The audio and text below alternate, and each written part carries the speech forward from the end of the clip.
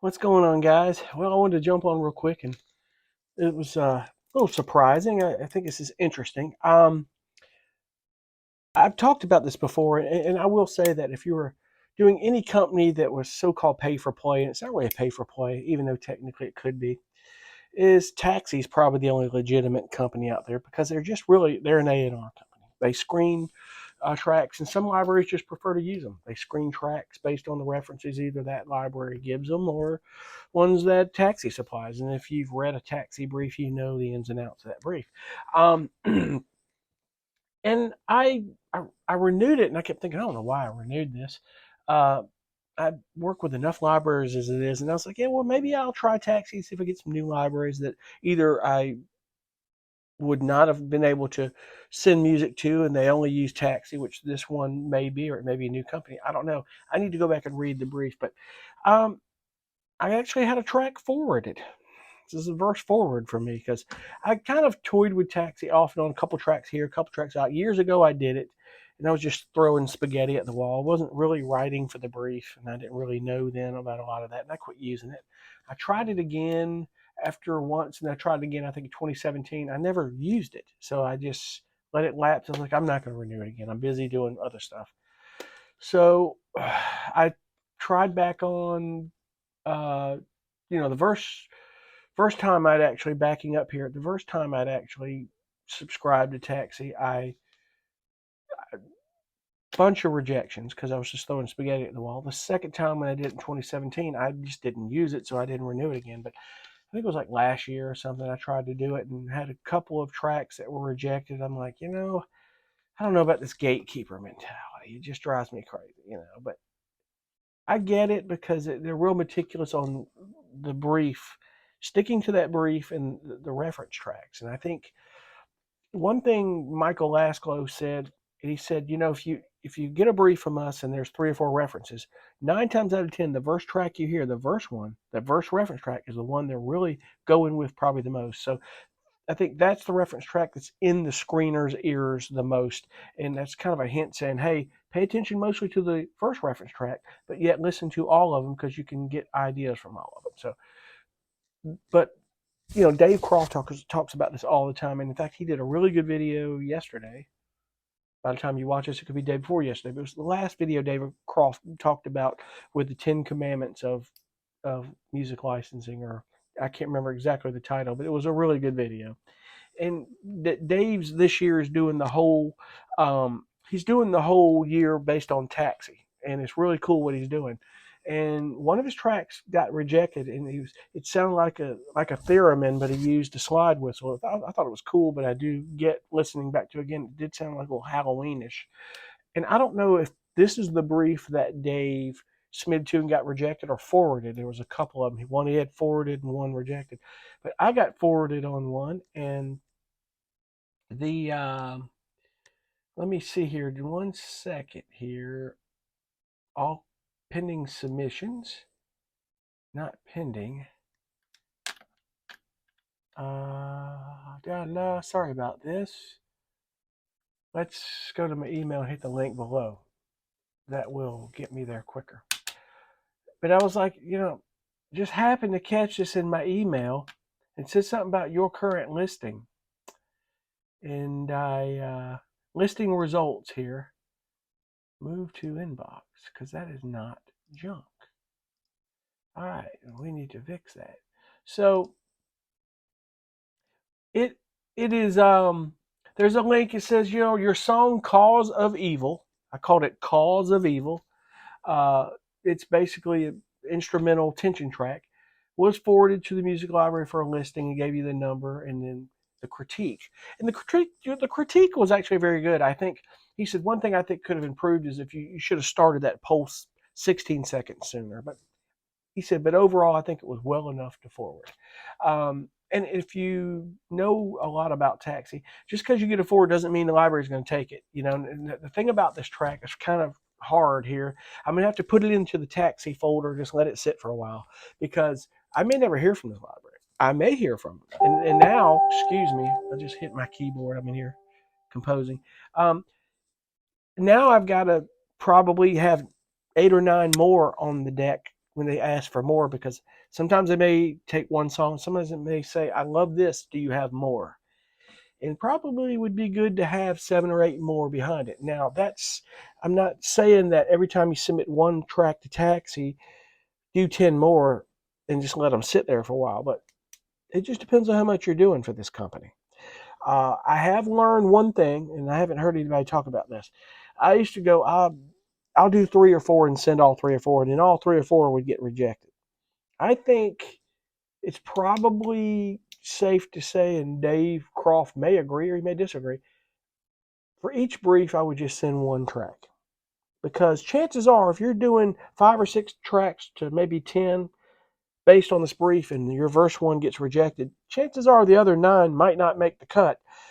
That doesn't say that that track is not placeable and that a library wouldn't take it. You've got 10 tracks now that you've done. If they rejected that, they could go to another library and get placed. Listen, every track ever got rejected that was ever rejected from Taxi on my part went to another library and got placement. So, in fact, the last 2 tracks I did last year that were rejected, they were retention tracks, I sent them to another library. One of those 2 I know for a fact were placed. So,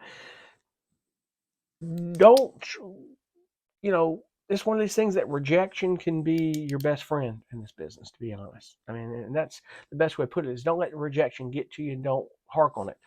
Thank them and say, thank you so much for your time and consideration. In fact, I've got 15, actually 10 out of the 15 I did, 10 they wanted. To a library, I've submitted their retention tracks that I'm kind of thinking they're not going to take the tracks, but if they don't take them, that's fine. I'll reply and thank you so much for your time and consideration. I appreciate that so much, and just move forward, because there's another library that will take them. There's another library that will place them. So don't ever get mad, and don't get married to this stuff. This is production music, guys. This is not like a hit song that you really hoped people would love. It is, I believe there's artistic and creativity and a lot of things into this, same as you would as writing a song straight from the heart. But there's a side of it that's called production music, and it can be a little monotonous. It's called production music for a reason. You're giving them what they want, and it's not really for everybody. It drives people crazy sometimes, and they don't really want to do it because they really would like to just write songs and do what they want to do, and that's fine. It's this business is not for everybody. You do what makes you happy, what works best for you, and what makes you the most successful, and that's what's most important. But moving forward here, I'm going to read the brief real quick, and excuse me, I'm going to read the brief if I can figure out where that brief is at, and here we go. I'm going to read the brief. Basically, it was just modern pulsing, investigative tension, instrumental cues. It says needed by a high quality music library for placements in shows and films. And basically it says there, quoting the library, we are supplying several music supervisors with modern investigative tension cues for a variety of ongoing shows. It said we don't need dated forensic files or new detective style sound of 90s and 2000s. We need a newer. And I know Dave sent a track to this brief, because that one line right there he read off the other day, and it was for this brief. So if Dave is ever watching this video, chime in and correct me if you did or you didn't. But be it that it may, if you've read Taxi's briefs, they're very detailed with, they want them well composed. Please do not plagiarize, don't copy. They give you tons of details here of what they do and don't do and don't want, and stuff that's okay. Like orchestral elements were okay in this, and I don't know if I used them in this track, but be it that it may, this is a verse forward for me. It's kind of cool. It tells you on the bottom when you read these briefs, they're very thorough. They have a 3-year exclusive deal, which means it's not only in there for 3 years. You have 3 years to keep it in there before they will allow you to take it out if you want to. In other words, it's a reversion clause for 3 years. If you're me, it's set it, forget it, and don't fret it. Just let it go. Leave it in there. Don't even work to take it out. I think one day it will end up getting placed. I've had tracks in one library for 8 years before they've gotten placed, and some were 8 days. So, but in fact, I want to play that track real quick if you can hear it. And we will, let me play this track real quick here. I'm going to play it, maybe you can hear it.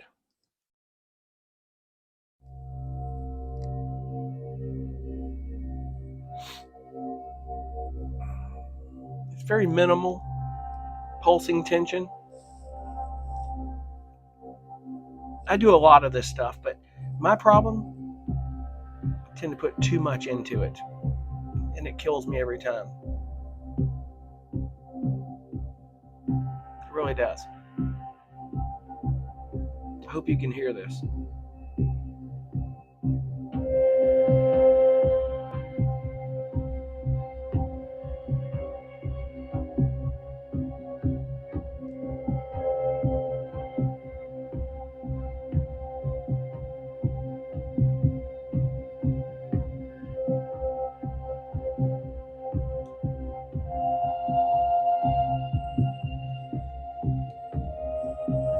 Simple. Add something every 4 to 8 bars new. Ticking percussion.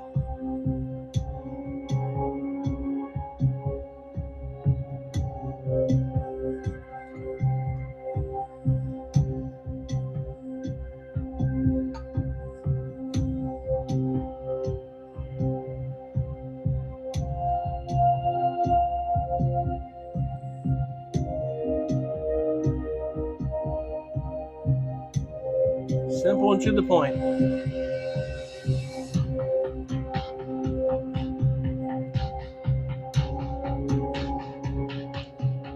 That consistent motif in the center of it. Here we go.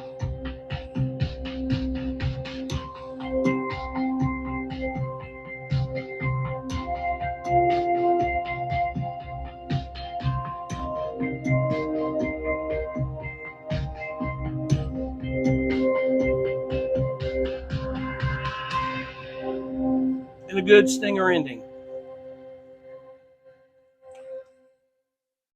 Pretty cool. So that's the track, and I hope you heard it.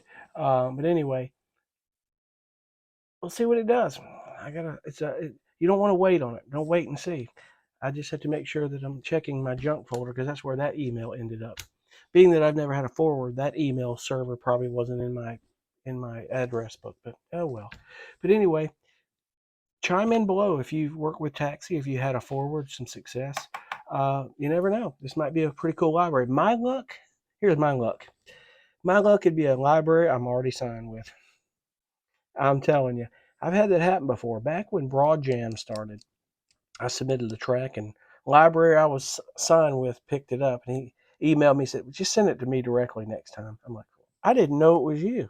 They don't really tell you who the libraries are. So anyway, uh, I appreciate you guys for watching. I just wanted to jump on and talk about that for a second, and I'll get on as time goes on in the year and try to talk about more things that work well for me. But I just wanted to kind of share that I got verse forward from Taxi. So we'll see what it does. If it actually gets placed, I'll let you know. It'll be cool. Anyway, thank you again for watching, and we'll see you on the next one. Be good. Bye.